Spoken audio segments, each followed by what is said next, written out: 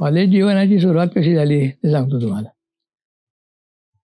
काय होतं की आमच्याबरोबरचे जे लोक होते, हे माझे मित्र सगळे, ते साधारणपणे बहुतेक आमच्या मॉडर्न हायस्कूलमधनं फर्ग्युसन कॉलेजमध्ये गेले आणि बहुतेकांनी सायन्स हा विषय त्यावेळेला निवडला होता, म्हणजे सायन्स हा स्ट्रीम हा निवडला होता.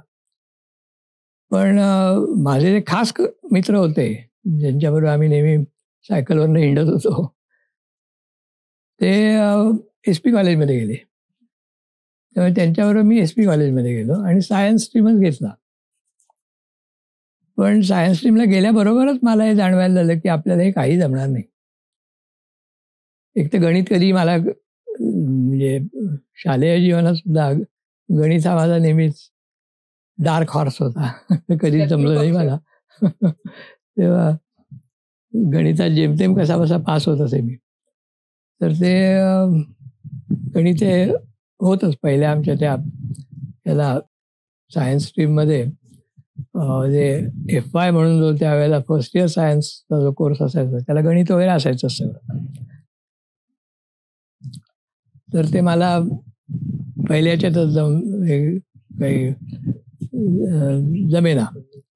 तेव्हा मग अर्थातच आर्ट्स स्ट्रीमला जायचं असं ठरलं. मग मी आर्ट्स स्ट्रीम निवडला आणि तिकडे गेल्यावर जरा मला थोडंसं स्थैर्य वाटायला लागलं, कारण ते गणित एकदा हद्दपार झालं.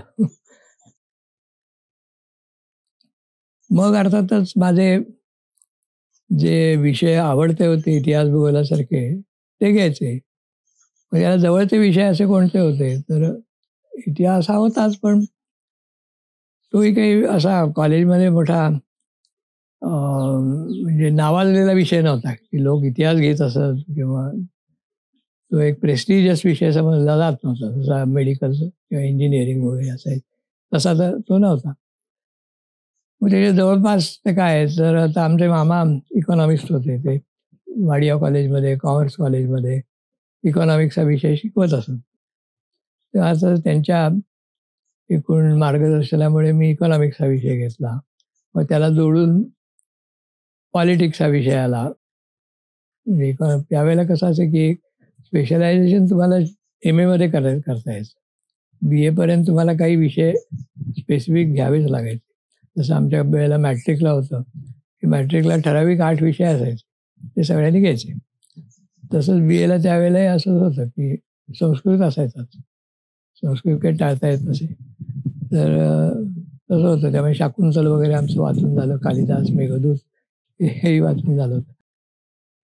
तेव्हा आपण मग माझा साधारणपणे आवडीचा विषय कोणता म्हणून पॉलिटिक्स म्हणून मी घेतला. आणि इतिहासाबद्दल माझं वाचन नेहमीच होत असे, कारण तो माझ्या आवडीचा विषय होता. तो कॉलेजमध्ये मी घेतला किंवा न घेतला याला महत्त्व नव्हतं. इतिहासावरची पुस्तकं नेहमीच वाचत असे. आणि मग त्याच्यामध्ये माझ्या एक विल ड्युरंटचं पुस्तक वाचनात आलं. ते अशा गोष्टी रूपाने वगैरे लिहिलं होतं. म्हटलं असं आपण का लिहू नये, तसं कसं लिहायचं. तर मी असंच कुठेतरी गावाला गेलेलो होतो, तर तिथल्या आमच्या स्काउटवरच्या मुलामुलींना मी पत्र पाठवायला लागलो. त्याच्यामध्ये एक इतिहासाचं प्रकरण लिहित गेलं. हे पत्र जसं मग आमच्या स्काउटवर नेहमी संध्याकाळी खेळ झाल्यावर गोष्टी सांगायचे. मग तिथे लोक माझं ते पत्र आणि त्यातली ती इतिहासाची गोष्ट वाचून दाखवायला लागले आणि मला त्यामुळे उत्तेजन मिळालं. आणि मग मी प्राचीन इतिहास, मध्ययुगीन इतिहास, अर्वाचीन इतिहास असे 3 हे लिहिले आणि सुदैवाने मला प्रकाशकही लगेच मिळाले. म्हणजे हे कसं मला आठवत नाही आता, पण एका प्रकाशकांच्या हाती ते गेलं आणि त्याला ते आवडलं. आणि ते होते अमरावतीचे लोक. 12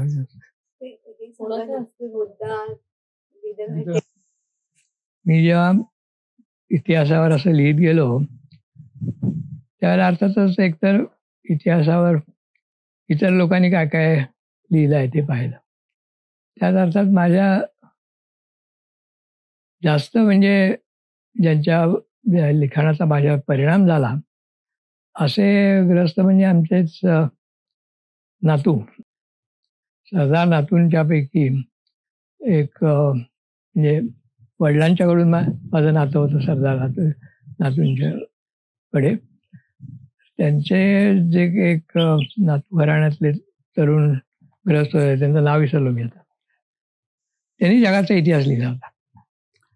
तर ते एक माझ्या डोळ्यासमोर होतं की बा ह्या माणसाने यंग असतानाच तरुण वयामध्ये हा जगाचा इतिहास लिहिला.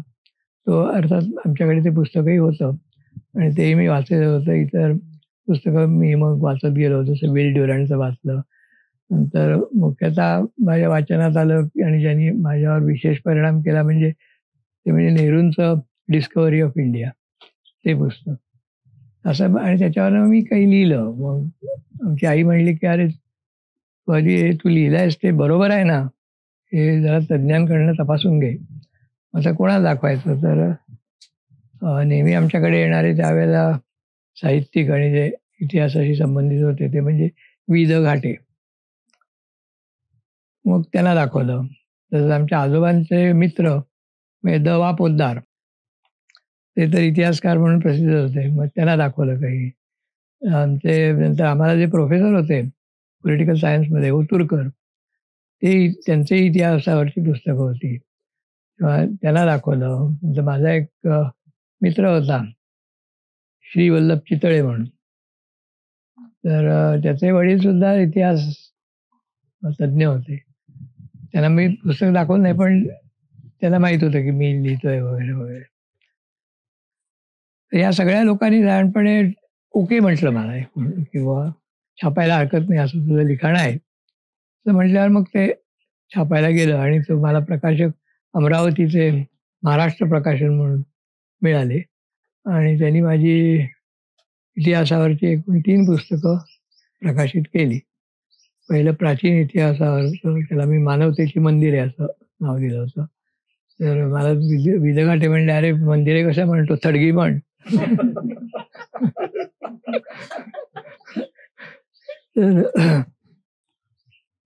तर अर्थातच तो विनोद झाला. म्हणजे तसंच मग दुसऱ्या पुस्तकाला विस्तारणारी क्षितिजे, मग त्याच्यावर काही लोकांचा आक्षेप नव्हता, कारण रेनेसान्ससारखी तो पिरियड होता सगळा आणि खरोखरच त्यावेळेला सायन्सचा मुख्यतः विकास झाला आपल्या मानवी इतिहासामध्ये असं म्हणता येईल.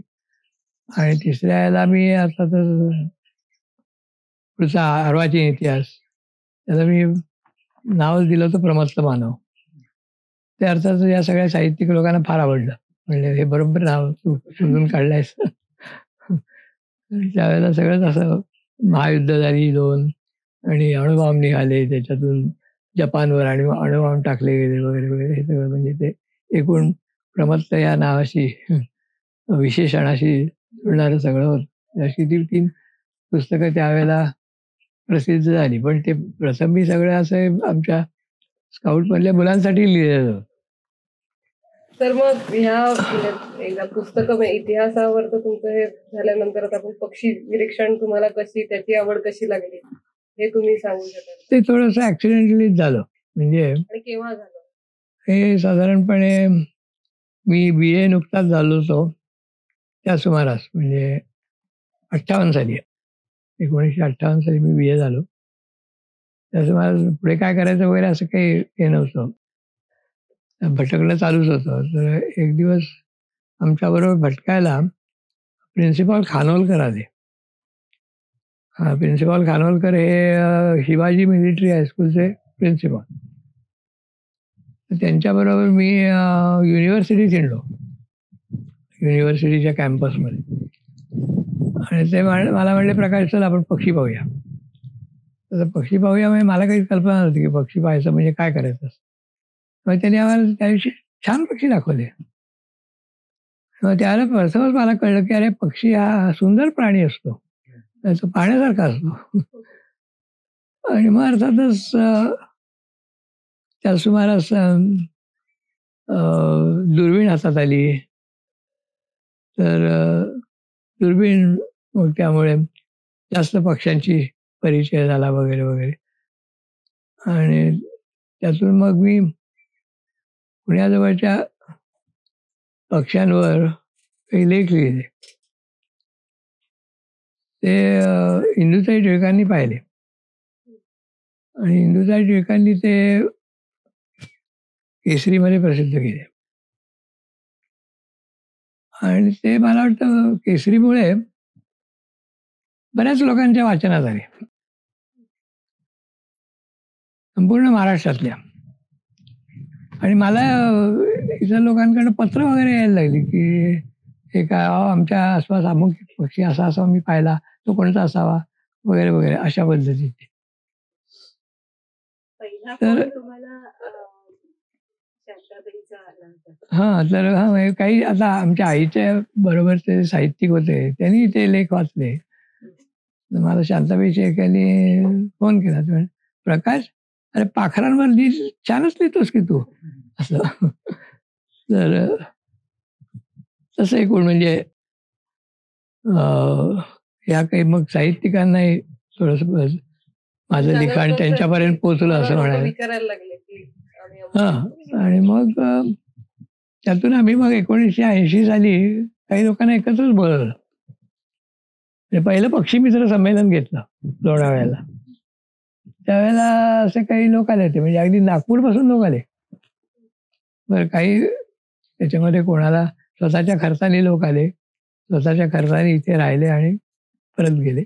पण त्याच्यातून आमची एक पक्षीमित्र चळवळ उभी राहिली आणि ती आजच्या काळात चालू आहे. म्हणजे मी ते माझी स्वतःची सर्वात मोठी कामगिरी ती समजतो की महाराष्ट्रामध्ये पक्षीमित्रांची चळवळ उभी राहिली आणि आज आता गावोगाव त्यांची संमेलन होतात.